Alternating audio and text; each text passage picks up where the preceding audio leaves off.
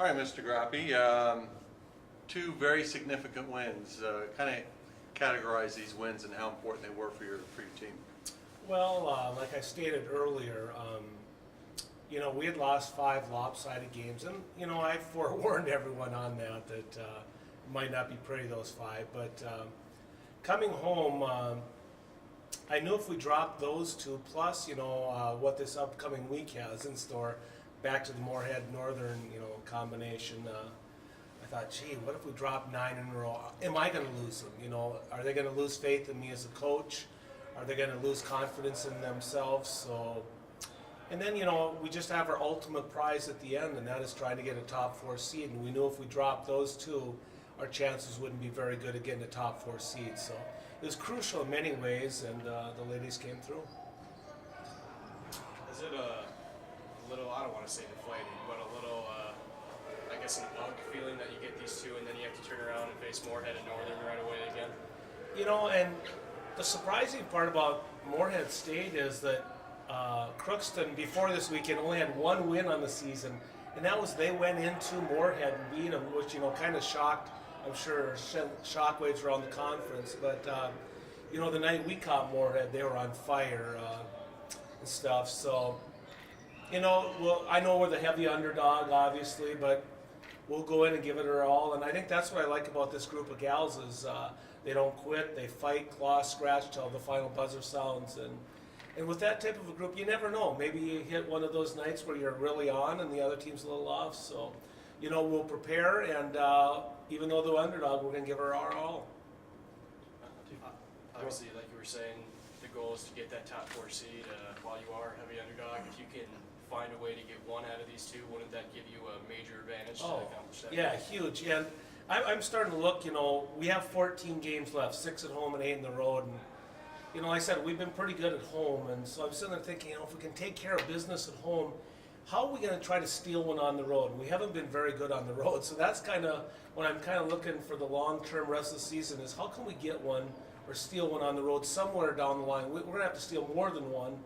But, whether it's this weekend or down the road, I'd sure like to get one and get a road victory, and maybe that give our girls confidence when we go on the road as well that, hey, we have a shot.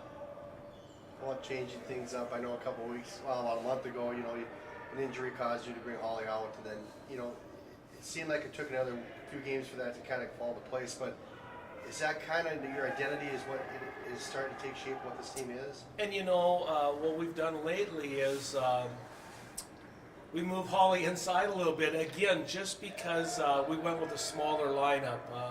We put Holly at what we call the 5 spot a few times when Crystal's gone out. When Crystal's in, we want her around the basket. And I'm not knocking Crystal, but her strength is not being 15 feet or on the arc. So we try to keep Crystal around the basket if possible. But when we've been going with the smaller lineup, we've been trying to post Holly up because, Holly's got some nice moves inside as well. And I think she did some damage, especially on Sunday. She did a lot of scoring from there. So we've tried to vary it up, put Holly inside or out. And lately we've been putting Holly inside a little bit. Obviously, you brought up Holly. Holly hadn't played a lot the last 2 years, and now it seems like she's kind of hitting her stride. Is she just finally figuring it out and getting back to where she used to be back in her... And I hope so. Holly, I thought her confidence was down a little bit from the arc. At one time, she was 3 for 22. So I said, Holly, to get your confidence back, let's try to get some more, in the paint, around the basket, just to boost your confidence level. And then we'll start working our way back out and see if we can get some 3-pointers to fall for you.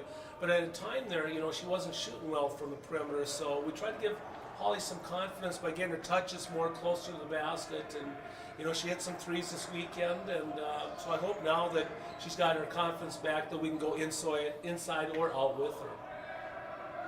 The matchups this weekend, are they tough ones for you? I know you talked a little about that, but are there positions where you feel you can win the battle? Or? Well, with Northern State, I think they're ranked 19th in the nation, and they're really obviously good.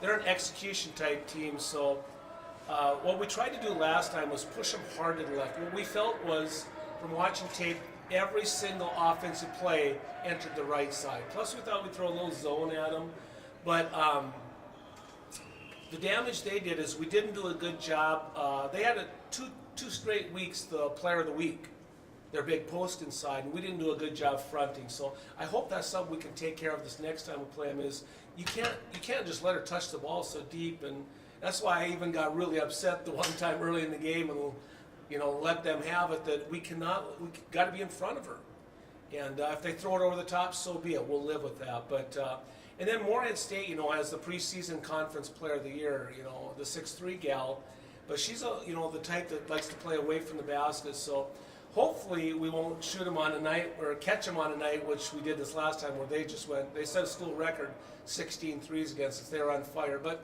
I also hope that our man defense is shored up a little bit. We're starting to have a little more confidence playing down. That's all we played this past weekend was man to man.